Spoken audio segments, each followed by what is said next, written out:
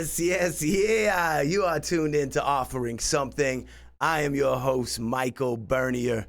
Feeling so good to be alive. You know that's the truth. You also know that I love you for watching the show. If you're watching on YouTube, do me that solid. Click on the subscribe button for me. Oh, you're so nice for doing that. Yes, you are.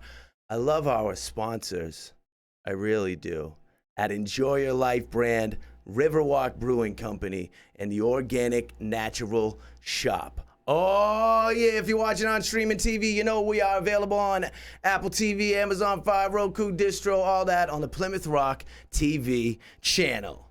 Today, we have an excitingly exceptional episode for you beautiful people out there with a guest who is a public figure, a groundbreaking individual, a pursuer of dreams, a success, a kind soul, a community leader, a wise and wonderful woman, and a two-term mayor who is with the utmost care offering something. Yeah, it is with Smiles for Miles that I introduce to y'all, Kassandra Gove. How are you, Kassandra? Fantastic. Did I say your last name correctly? You did. Get this. Bang. What a great start. Those might be the nicest things anyone's ever said in an introduction for me. No. People love you. How you feeling? Fantastic. Comfortable? This is wonderful. You've got a great setup here. Thank you. Yeah. I'm Thanks happy for having that me. you came. It's very nice of you to move your physical body to this location. It was good to get up from my desk. Look at you. Always working. All right, so let's get into this here. Start from the beginning. At some point, Kassandra, you were born into this world. Yeah. Where did you take your first breath of fresh, clean air? This is so good. Where were you? Amesbury, Massachusetts. Amesbury, from the get-go. Yes. Wow. Yeah, we have deep roots. Look deep at those family roots in roots. Amesbury. So for the people that don't know, that aren't familiar with Amesbury, Massachusetts, give me a little description of the community here. What are we working with? Amesbury is this great, quaint, sort of typical New England town, north of Boston, near the beach, near the New Hampshire border. We have brick-lined sidewalks. We've got historic and period lampposts with old mill buildings that are full of artists and creators and great small businesses, surrounded by farmland, open space, trails. We have lakes and waterways where you can paddle and recreate, and we've got sort of something for everyone. It's just a real classic New England. It sounds like the best place in the world, how you've put this. It's amazing. Nice work. Yeah. And there's, if I understand correctly, a river that kind of runs through the center of the downtown that is this beautiful, appealing attraction. Yes, we have a waterfall in the middle of our city center. We're a very small city, but we are a city. So we have this mill What does that yard. mean? How many people are in this city? We have 17,000 residents. Okay. About 17,000. But former mill town, again, surrounded by farmlands, but the mills all, really centrally located in the downtown area. The river, as it runs through the town, which gives us our beautiful waterfall, which is now a great attraction. It's all lit up at night and, beautiful. So but that used to power the mills. And so there's a lot of history wrapped into that. And the water wheels, is that what they're called? There were some water wheels in those buildings. They're a little harder to see today, but, really active downtown area that is still active today. So while you were growing up there, let's talk about, you were in an apartment, in a house, in a trailer, in a townhouse. What was your living situation as a young girl? We're gonna go like way back. That's what we're doing here. Yeah. We want to know. We want to get the foundation here. Who are you? My dad is from Amesbury. His family is the side that goes way back. Way back. I'm a fifth generation natives. Fifth generation. So, and many of them have owned businesses, but that's another story. So, my dad's from Amesbury. My mom is from Maine, so not too far away, but they met in college and then moved back to Amesbury. So, I had 3 kids. I'm the middle. only girl. So I have Middle an sister. older brother and a younger brother. Oh, golly. And grew up first couple of years in a very small house on a main road close to downtown, and then moved into a house actually on this one of the biggest hills in town with the beautiful views. That's why I love the sort of streetscape, the landscape. We got to see it from the house, a big bay window in the front of the house, and I think it's the best view in town. But like the best house, it's the best view. So I spent most of my life there, and moved in high school just to the other side of town, and was there until I graduated and left for college. So very fortunate to have beautiful homes. You went to all of your schooling in Amesbury. I did. Playing sports out there? Yeah. Lacrosse, basketball? Yeah. Softball, volleyball? So I actually went to, I always joke, I actually went to every school in Amesbury. You went to every school. How many schools is that? And they're Cass. not even Can I call all... you Cass? Is that all right? Is that acceptable? Not really. A couple people call me Casey for short. If you want to go. I'll stay with Kassandra. Yeah. We had, some of these schools aren't even open anymore. So I went to the Horace Mann School, then I went to the Amesbury Elementary School, and then when I was in school, we all had to go to the other elementary school, the other side of town, just for 5th grade, just for 1 year. 1 year. It was the only school that had 5th grade, so we had to go over there for 5th grade. Then we went to the middle school and the high school. So we're building a new school now, which is really exciting, but it means more of the schools that I grew up going to aren't be gone. They're not going to be gone. Yeah, they're not going to be there anymore. They're going to be gone. And now I won't be able to say I went to every school because there's going to be a new one. Oh, maybe there's a way you could take a class there. I'll have to work on that. So, I went to every school in Amesbury. I grew up actually as a dancer, a ballerina. I went to dance school in nearby community. Spinning on the toes type of situation? Yep, on my toes. Do your toes suffer from that now? No. No thankfully. issues. No issues. I'm good. Okay. Yeah. Ballet, tap, jazz, modern, contemporary, all of that. That's what I went to school for. But I really spent a lot of time in the dance studio, and otherwise was a cheerleader from my sort of middle school years when you start with the youth program into high school. And I did fall and winter cheerleading. So that meant we covered football, basketball, and hockey. So a lot of cheering. Lots of cheering. You need to be a cheerful person. I spent a lot of time on the sidelines. Yeah, getting excited. Go team. And riling everybody Let's up. do this. So, yeah. Graduate from high school. Yeah. Straight A student, I assume. Sure. Close. Let's go with it. Okay. Yeah. And now we're going off to college. Look at us. We're leaving Amesbury. This is big. Yeah. Where do we go? I went, you hear me talking about how amazing Amesbury is. I went as far away as I could because when you're in high school, you're like, this is just not my 45 jam. minutes away, right? So far, yep. So I went to Florida. I went to Florida. I went to somewhere where it doesn't snow like it does here. I went, my campus had a beach and a golf course and a pool. Okay, these are all winning situations. Yeah, it was wonderful. Yep. So I went to Jacksonville University in Jacksonville, Florida. And again, studied dance. I studied actually dance education because, as a 17, 18-year-old, your parents say, you're not going to be on Broadway, so you got to have a backup plan. Yeah, like have a studio, like private lessons. Yeah, so we did dance education. So I got an education degree. I did student teaching and worked at the community college when I was a senior in my bachelor's program. Okay. And then I went on to graduate school right away after that. I knew I wasn't going to be on Broadway and I was not going to own a dance studio. You accepted this. Yeah, that was not my future. Or did not want this. Yeah, I was not interested. This graduate school, this next level of higher education, is it also in Florida?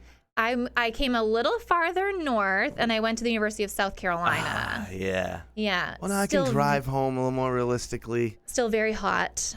Yeah. Still very hot. Not as close to the beach. Still palm trees. So but it was nice. It was not near the beach. How far was the beach? It was a couple hours. Columbia is like. So you never went to the beach. Columbia is like an oven. Okay, I've been there. Yeah. It's just hot. The hot city. Yeah. So I spent 2 years full time as a student in the master's program at USC. And my degree is it's a master's of education. I studied higher ed administration to be a college administrator and thought I was going to be the president of a university. I thought I was going to be in charge. I'm ready to run this show. That's exactly what I'm doing now. Yeah. So now I think of Amesbury a little bit like my college campus. It's very similar in a lot of ways. Okay. So I feel like everything came around and fell into place. So But hold on here. We graduate Yeah.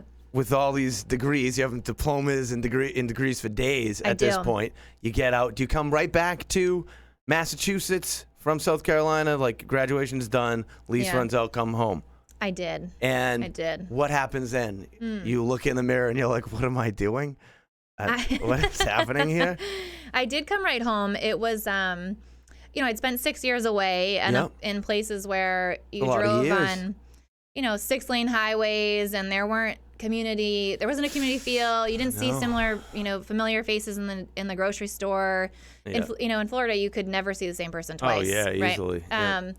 But in Amesbury, I knew everybody. My dad would stop in the grocery store and, we'd talk to everybody. And I would leave and he'd say, oh, I went to school with them, or they knew your grandfather, or, everybody knew everybody. And I just found after 6 years I missed that. It felt good. It felt nice. It felt right. It was time to come home. So after 6 years, I came home, and it was 2019. So we were in the, 2009. Yep. 2009, which was a tough time to graduate from college and be looking for a job. Right. Yeah. So I said, well, I'll take anything I can get. And my first job was in higher ed. I worked at Clark University in Worcester. And I commuted from Amesbury to Worcester. That is a nightmare to me. Was it for a nightmare for people you? who don't know where we are, it was a long drive. Not the thing that I want to do. Yeah. Yep. Every day. It's about 70 miles. So it was over an hour each way, never mind a Friday where everyone's headed north to go skiing or they're going north to go camping. It was like no season was a break. It was just Was there breaking points in the vehicle with like the... Yeah, it was it was a lot. I mean, I had some commutes home on Friday afternoons that were like 3.5 I'm not kidding, like 4-hour rides. I'm sorry It that. was a lot. So how long did you... I did that for 4 years. Wow. I did it for 4 years. I was right out of grad school again. It was a tough time to be looking for a job, and I was glad I had one. I appreciate your motivation, your dedication, loyalty. Good. Paycheck was great. Yeah. But I didn't have a life because I'm assuming there was no life involved in this equation. By the time I got home, I went to bed and I did it all over again the next day. Yeah. And I couldn't really hang out after work and have a drink with friends because I had a 2-hour ride home. Yeah.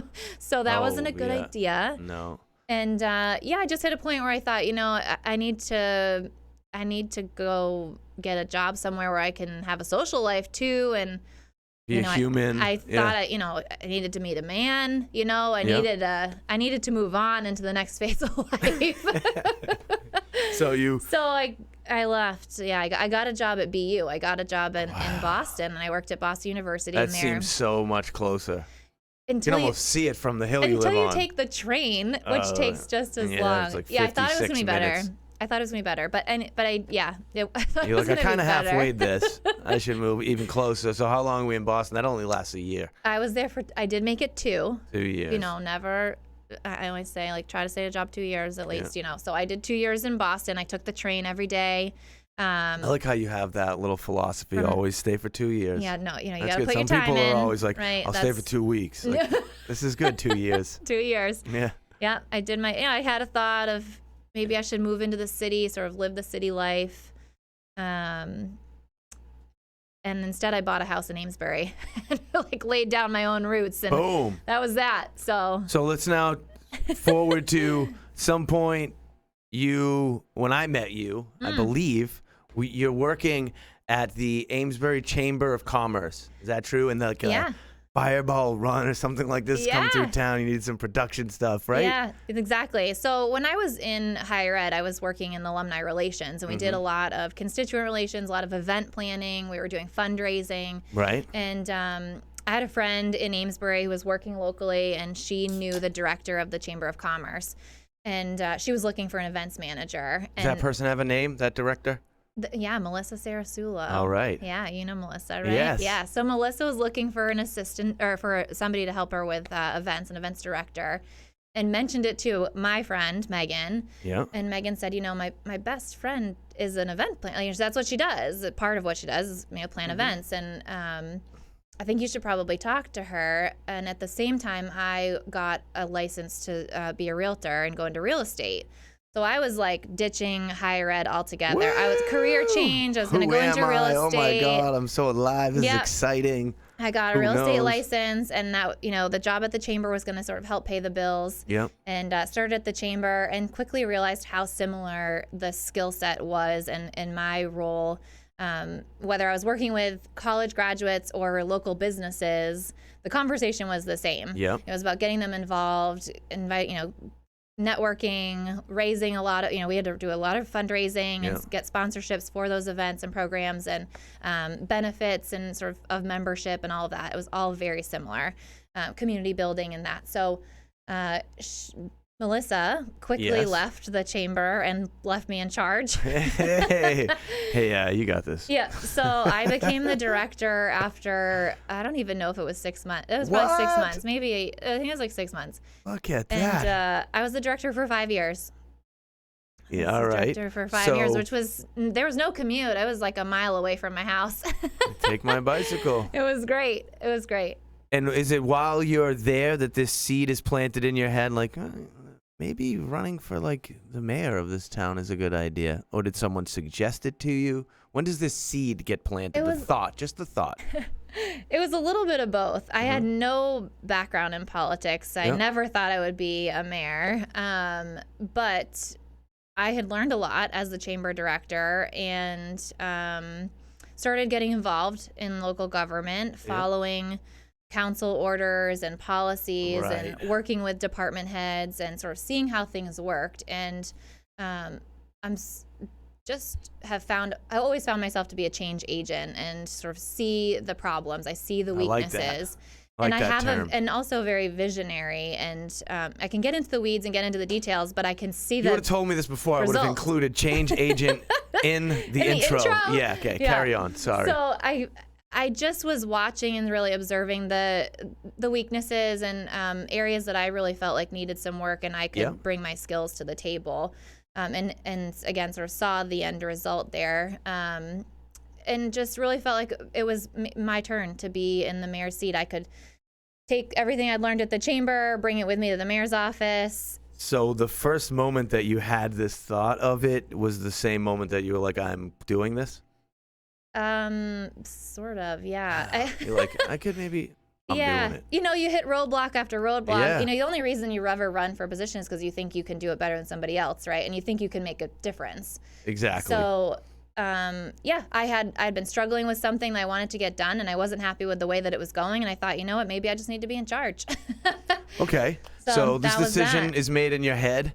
How long before you make the public announcement? First, before you can make the public announcement, is there something you have to do? Like, then do you go to town hall and be like, hey, I want to run for mayor. Can I just sign up? Like, how does that part happen where it's okay for you to say, I'm running for mayor? Yeah. So someone then had suggested, I sort of had that thought in my head, and then someone in an election where I had only just recently sort of thought about it, published and suggested they were going to write me in as a candidate for mayor.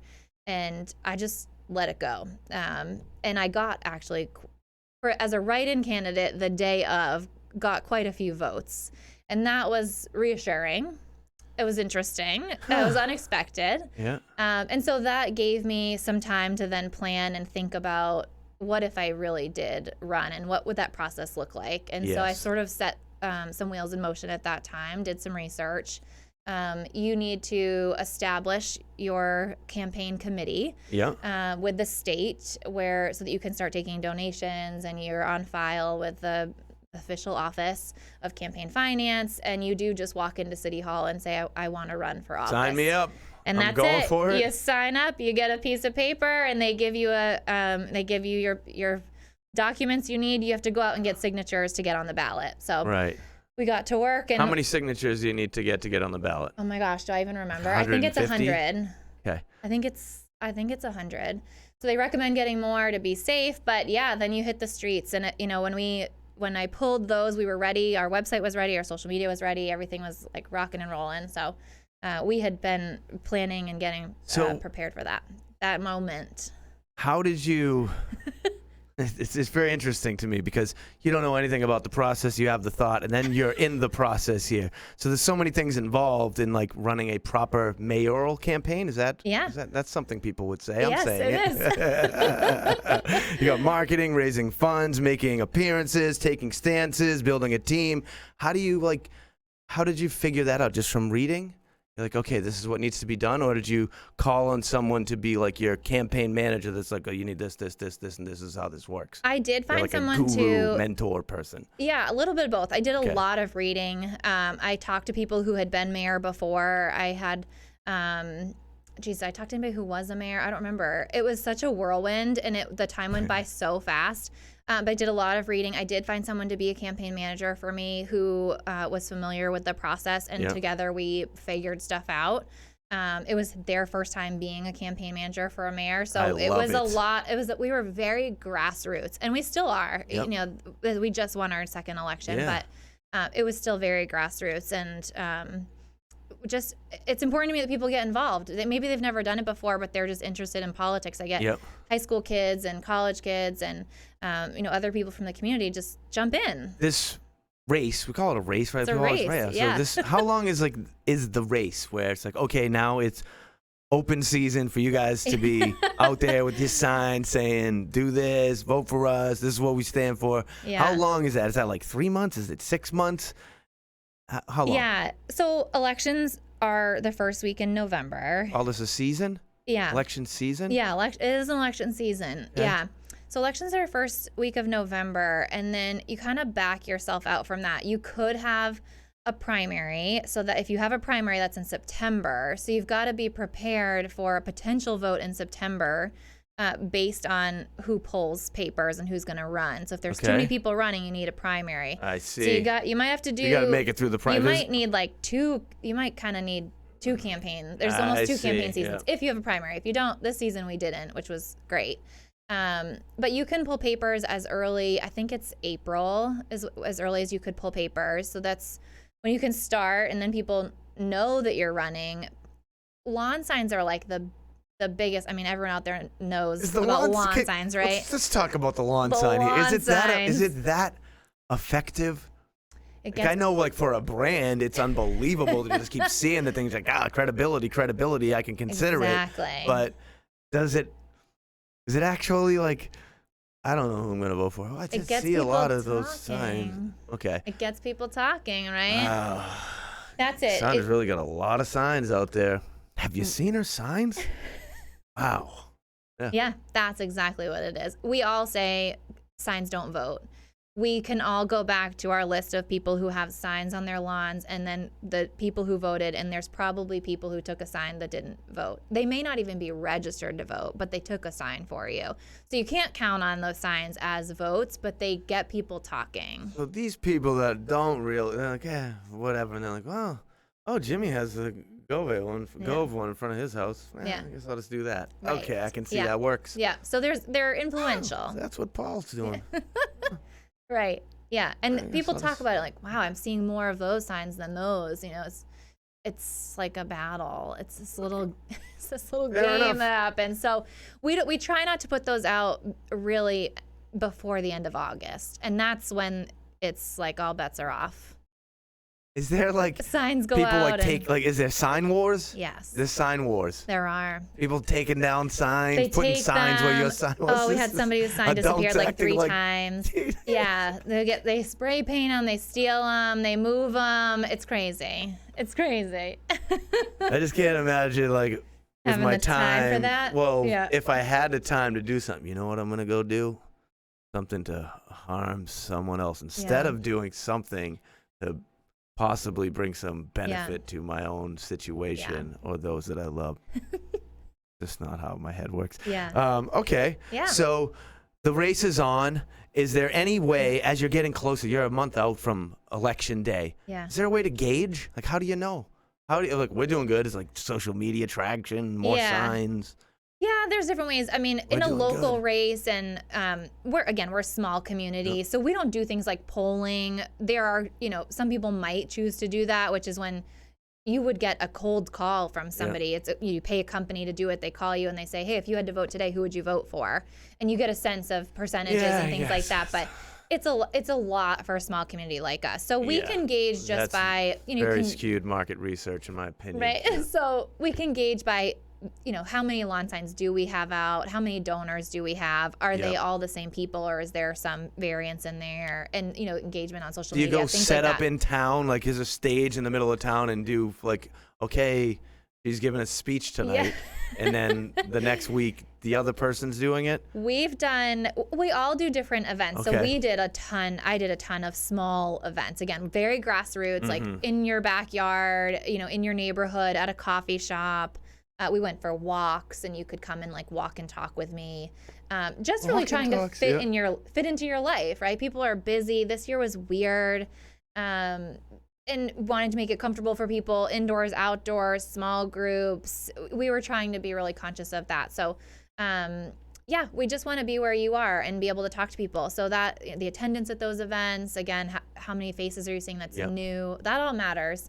But it is really tough to know. You go into election day not really sure. It's election day. Not it's the really night sure. before election.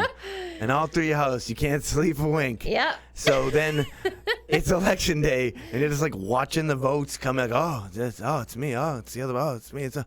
Are you the kind of person that you kind of want to you're like, man, I'm going to puke all day long? Or are you like, this is fun. I love this feeling right now. The latter. I'm alive. The latter. I love it. It's like, it's the best day. The day before, you sort of feel like I've done everything I could possibly do.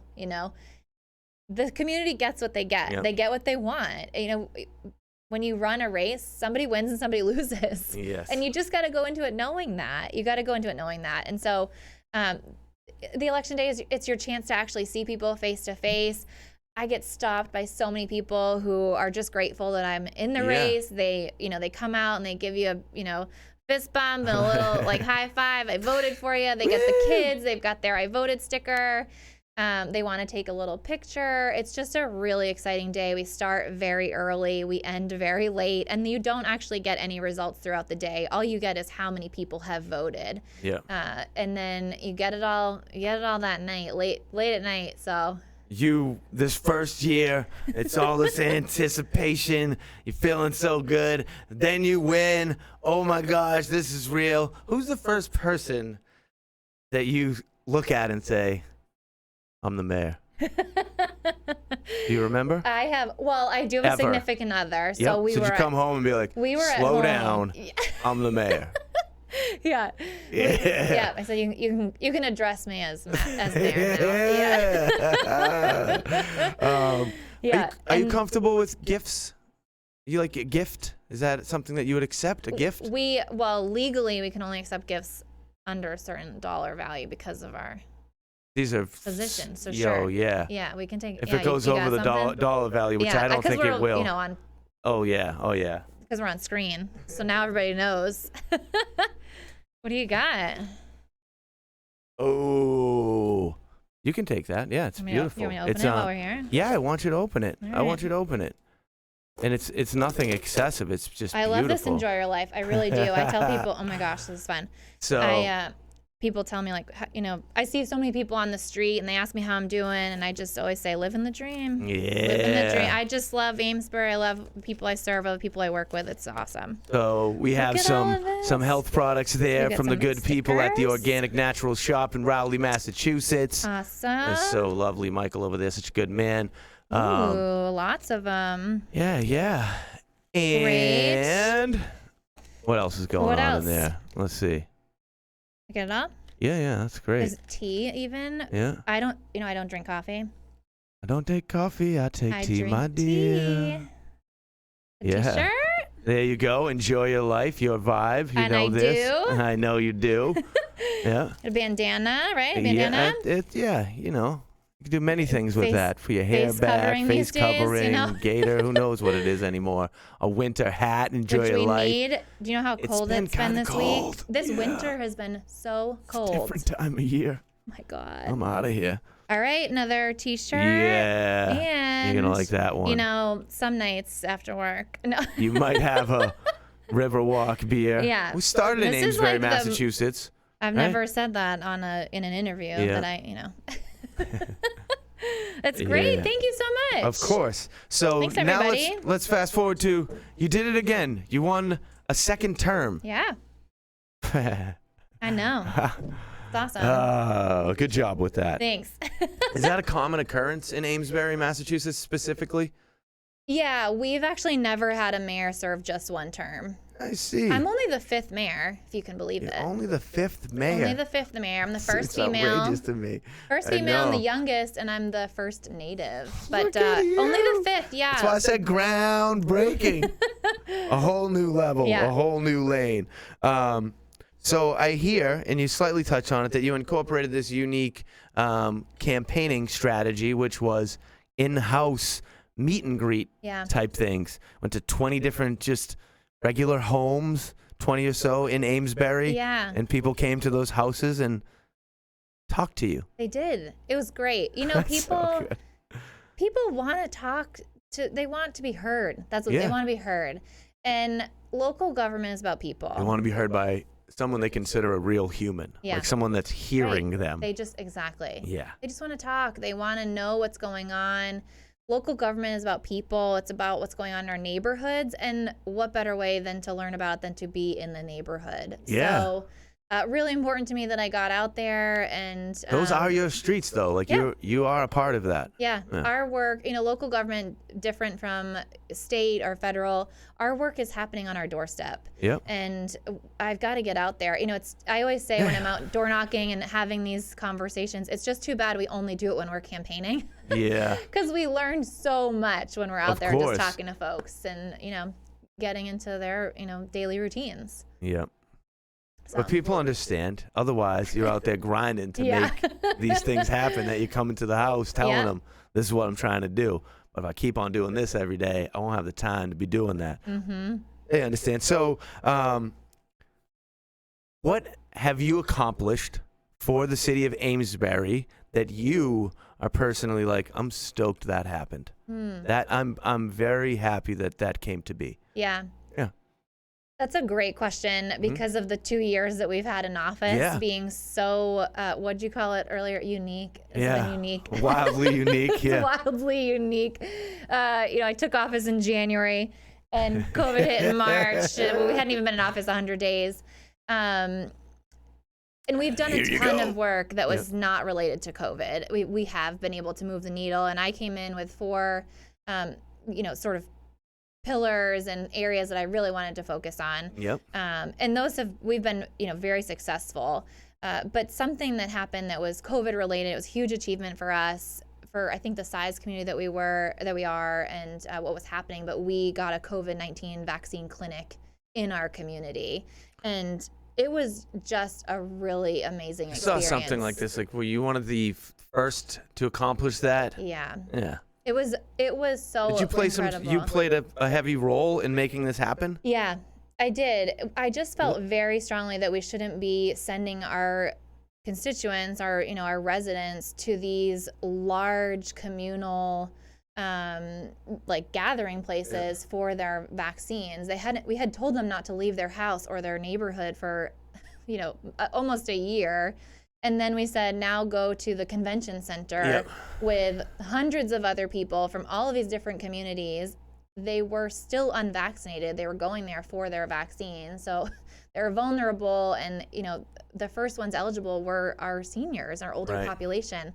I had seniors calling me and saying they had done test drives, driving down to Foxborough to see what it looked like, to see how long it would take them, to make sure that they would be able to get there for their appointment and they wouldn't be late. These people, they don't normally drive there. Good golly, no. And they were so stressed and so anxious. Yeah, they're thinking over about it. that for Doris. I gotta drive down to Foxborough in 2 weeks. A long drive. And they were doing test drives. It was heartbreaking. It was heartbreaking. You're like, oh no. Yeah, golly. you know, they just wanted to see a familiar face. Yeah. So to be able to offer that in our community, that is something I'm so proud of. We were able to do. We had so many volunteers that made it happen. It was wonderful, and you know, it was in the grand scheme of things, a smaller thing. Of course, we've done a lot for our community, and communication and transparency is a huge piece of it. During COVID, I started a Facebook Live. I sort of did this in front of a camera every day. Every day? Every day for months, because no one had any answers. Yeah. They just wanted to talk. They just wanted to, Okay, they wanted to hear from somebody. Anybody have any questions out there? And I did. I just took questions as they came, and just making the mayor's office more accessible has been, I think, a sort of a legacy I hope to leave behind. Because you have, if I understand correctly, you actually have an open door policy where it's totally cool. Yeah. If I just walk in the building, I'm like, I'm going to see the mayor, and they're like, yeah, it's right up there. Yeah. And I come to the door, and it's open. I'm like, hey. Yeah. You got 5? Yeah. You're most often, if you're not in a meeting. Yes. And if you're obviously not there, you're going to actually have a conversation. Do people take advantage of this? Are people doing this? They do. They do, like, and they're so always much? amazed when I come out. They're like, "Oh, I didn't think you were actually gonna talk to me like today." Yeah, here I am. What do you mean? Yeah. I'm just behind the door here. Right. We open it, and now right we're together. Here. Yeah. So that's been really great. Again, I think kind of hopefully a legacy that I can leave behind. But the vaccine clinic and getting that to the town is just was really exciting for us. And it made a difference, I know, in so many people's lives who were, again, just very, don't have to very think about stressed. driving to they were very Foxborough. anxious. Yeah. And, the reason we were having vaccine clinics was because we were still in the middle of a public health crisis, and having these huge gathering spaces for vaccinations seemed counterintuitive to me. Yeah. I just really disagreed Wildly with the approach. unique and mysterious time. It was. Yeah. It was. So we brushed over, and we need to specifically address this, that you are the first female mayor in Amesbury. I am. How does that, as you're at home on the evening that you figure this out, like you're Just like, think you're about it. excited about the fact that you're the mayor. And then you're like, oh yeah, I also just broke this other barrier. Yeah. And I am the first. So does that make you feel wonderful? Like, are you actually accepting that is exceptional? It is exceptional. Yeah. Because it has not happened before. Yeah. I don't think about it that often. It's like you're like an innovator in some unique way there. Yeah. It's groundbreaking stuff. Yeah. I don't think about it that often. We have mayor's meetings, which are as exciting as they sound, but all the mayors get together and hang out. And we love it. But, there's about 50 mayors in the Commonwealth. They're inside mayor jokes. And things that we wouldn't get. Okay, yeah, carry maybe on. with some fun stories. There's about 50 mayors in the Commonwealth, and there are about 10 of them who are women. So, it's still very new for a lot of communities. And you feel welcomed and embraced in this community of mayors, though? yes. Yeah, they're great. Yeah. And, I think that's more when I think of it of, I'm surrounded by, men, and we're in a profession that is predominantly, held by males. But when I'm in the office, it doesn't really faze me. I don't have many experiences that make me feel like it's new for us.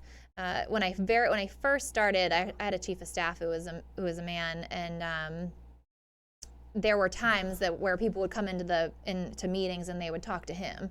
And you're like, so there were, every once in a while, we had an experience where he was like, the mayor will answer your question. Yeah. It's like, why don't we ask the mayor here? And He's have like, can to you believe these redirect people? Talking to me? Yeah. So every once in a while, we had some times where I was like, You're like, oh, so that's I'm at the interesting. head of the That's table. how that person looks at things. Yeah. Okay. Doesn't he see where I'm but sitting? but it's exciting. Yeah, it's great. So one of the things that you often mention, it's in all of the little statements of Kassandra as mayor, is that you are preserving the past while planning for the future. So in this context here, what does preserving the past mean to you? The building's going to stay elaborate what this means to you. I think a lot of different things. You're referencing buildings. We have a lot of historic buildings that either we own and have offices in, or that we have historic organizations that are operating out of, open spaces that have a lot of history to them. And we are going through a time where development is sort of, we have a lot of development coming into the community, and increasing your commercial capacity. We are doing all of those things, and I think that Amesbury is a community. It's there's a lot of people like me with a lot of family history in town, and feel really strongly about what used to be, what that space was meant for. Why we did X, Y, or Z, and then there's a lot of new people coming in, and how do you sort of make sure that those worlds don't clash? And to me, that's a piece of sort of preserving our past and sort of honoring what has happened before and celebrating that. We have a history of, I sort of indicated, our mill buildings. I always sort of zoom out of what we used to make. A lot of people call us the carriage town. Carriage town, but that's we right. made more than carriages, and so that's what to me. It's important to zoom out, right, and think about all of the things we made and really honor that past. And so we just actually launched a new brand, and the tagline is "Make History Here." We're adding a whole section about history to our website. We are taking better care and maintenance of our buildings. We have offered some historic tours of our buildings to show people the inside of even City Hall and talk about why, who used to be here. It used to be a police station. It was an armory. They used to use the auditorium for balls and roller skating. And there's some really cool old pictures. And just to make sure that story lives on as generations, leave Amesbury and as change happens. That we don't lose that, and that as we look at development, we don't lose, again, the sort of history of open space and what's important to the community. So it's how do we preserve this history of what Amesbury is while embracing the necessary change in order to be able to sustain for the future. Exactly, and just making sure that how do we keep everybody happy? In balance a little bit. And I think, again, we talk about the history being really a history of a group of innovators, very industrial people, makers, and we still have that a very present group of people doing that with our maker spaces and our artists. And they're very creative, a lot of hands-on. We've a very strong manufacturing community, and to celebrate that and to play that up and make sure we're known for that. There's been a recent change in Amesbury that has caused some additional conversating, and it's the citywide 25 mile per hour speed limit. This is a good example. Let me give you my take on it. I drive slow, homie. So for me, I'm like, that's cool. Maybe people won't be so close to my bumper anymore. But I know that there's definitely some opposition to that. I'm just curious as to how does that come to be? So our speed limit in some areas was 35, some was 30. We dropped it to 25 out of safety concerns. Everywhere. Safety concerns. Citywide. It's based on density. So there are some areas near the farms where it's a little higher, but otherwise 25 miles per hour everywhere. It was out of safety concern. We had been getting throughout the pandemic a lot of complaints from every kind of Mad Max out there for a little while. Every corner of the community that people are driving too fast in my neighborhood, and I think it was a combination of people being home more, right? Everyone was home and they were seeing what was happening in their neighborhood, which they don't normally see because they're at work. And there were less people on the road, so it was easier to drive faster, not be paying attention, and we had some crazy stuff going on out there. We had a couple of people we had accidents, we had people getting hit. It was like things had gotten wild. So since this transition, has it been well received? Like people are stoked on it? Or? Mixed reviews. It's mixed. Reviews. Okay. Yeah, mixed reviews. Are you getting emails that are like, 25 is dumb. Who are you? Like that? Yes. People do these things? Oh my gosh, I can't believe it. They stop me and they're like, do you drive 25 miles an hour? And I'm like, yes, I do. I saw her. She was going 29. I got it on video. And I just say, you know what? Slow down. Enjoy the view. Right? Just slow down. Leave a little earlier. Well, not everybody has all the time in the world. Yes. We've done all the calculations to show people how much more time it will take to drive the same distance. It's like seconds. Are they hearing these it's seconds. It's logical No, they don't presentations care. of statistics to No. show them that all that's happening here is maybe 1 minute. No, Thank they don't you. care. No, but this is a good example of something that this comes up all the time. Yes. Our speed limits actually used to be 25 miles an hour. So there's people that are like, it used to be. We're like going back in time. And people love that. That's our history. So there's some people who are like, this is great. It used to be 25 miles an hour. And at some point they changed it and everyone sped up, right? That was like modern. Everyone had to get somewhere. We've all been in a hurry. And I brought it back to what it used to be. Is there any of this involved? So marketing is a science. It's of the psyche and its mind. I know when I get into a town where I'm not from this area and I get to a town and I see the 25 sign, I'm like, must be a nice town. Yeah. Was this talked about in the meetings? Can we discuss this? No, we didn't talk about it. No. Fair enough. We can carry on. But yes, people do think like that, it does have right? in my mind, I look at it like this. Yeah. Yeah. It's like you're pulling into like the Cape and it's like 25. You're like, yeah right. All right, you've arrived, right? This is a place where I should drive slow. Yes. Check it out. Yeah. I respect it. Thank you. So as you are like, because you're so Amesbury, right? Yeah. What are we in Amesbury? The Lions? What's the thing there? Oh, didn't this just change? It did. Let's not talk about this it here. Just change. So we're in Amesbury. You come out of your house. You're just like going to get a coffee. Yeah. Is there times where you don't want to have the conversation? Do you always have to be on? Can you go out in your sweats and your slippers and your old sweatshirt that's got Mickey Mouse on it or whatever? Or you can't do this anymore? I get stopped all the time. I don't ever mind the conversation. People talk to me everywhere. They stop me as I'm walking from the door to the car. They stop me at the coffee shop. They stop me everywhere. But I will say, and this was a big piece of, an intention that I set coming into the mayor's office, is that I am your neighbor. I'm just like you. So yes, I wear my yoga pants and my, bean boots and I wear what I would wear any other day. I respect this about you. It's just, That's the mayor? Is how it is. So. I don't always have makeup on. I don't always have my hair done. This, so often you're like going out in Amesbury and there's events and you show your face and you actually enjoy the situation at the same time. As much as you're doing your job, it's your life, you're going to enjoy it. So you're out there, and for example, I see you now because we have this beautiful Porch Fest series going on at Bryony and Birch right in the downtown there, and you come, and it's always like, okay, so you're going to have to introduce the mayor. She's going to say a couple words. Now, do you want to be doing that? Are you like, oh, awesome, I get to speak here. This is going to be a beautiful thing. Or are you like, can't I just go hang out? No, I love doing it. Okay. I love doing it. And I have times where I get to just hang every out. time I'm at an event in Amesbury, which is like 10 a year now, I'm always like, and here's Kassandra. And people are like, yes. I love it. I think it's great because you don't get that in every community. And there's people at these events who are not from Amesbury, and I think they walk away with a different impression of our community. That's the mayor. I have a great example for you. Yeah. You did this speech, whatever it is, here at Bryony and Birch at one of the Porch Fests. Yep.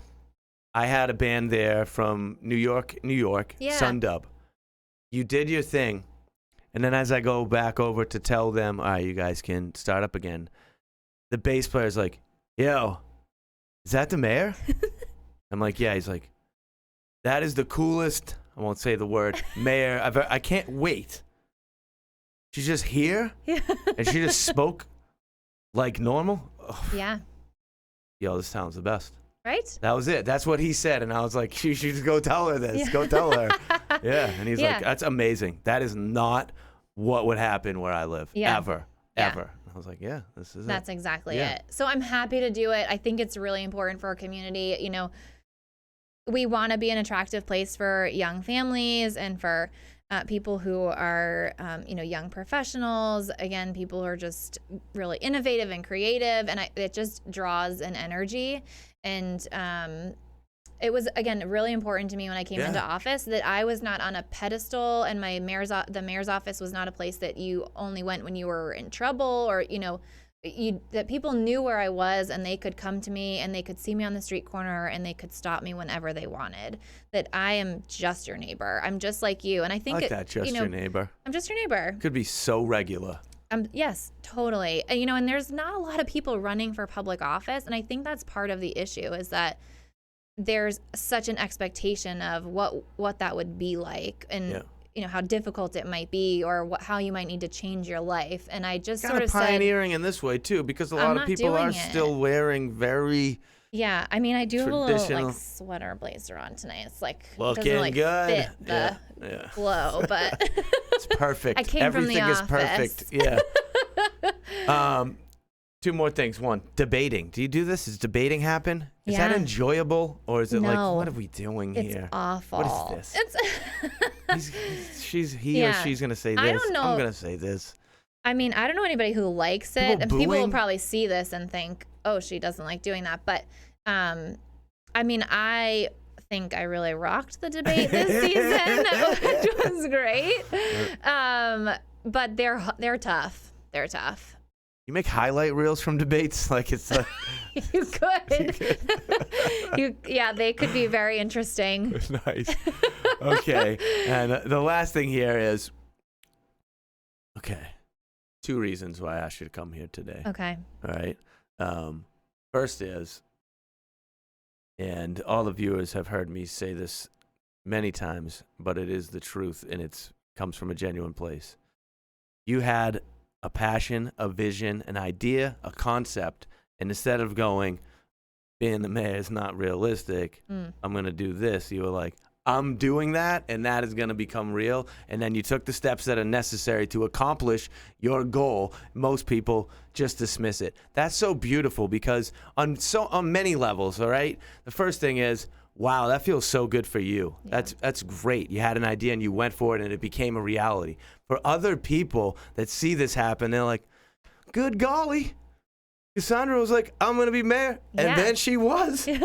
Wait a minute. Is that how it works? Yes. You just got to put in the effort, and you could.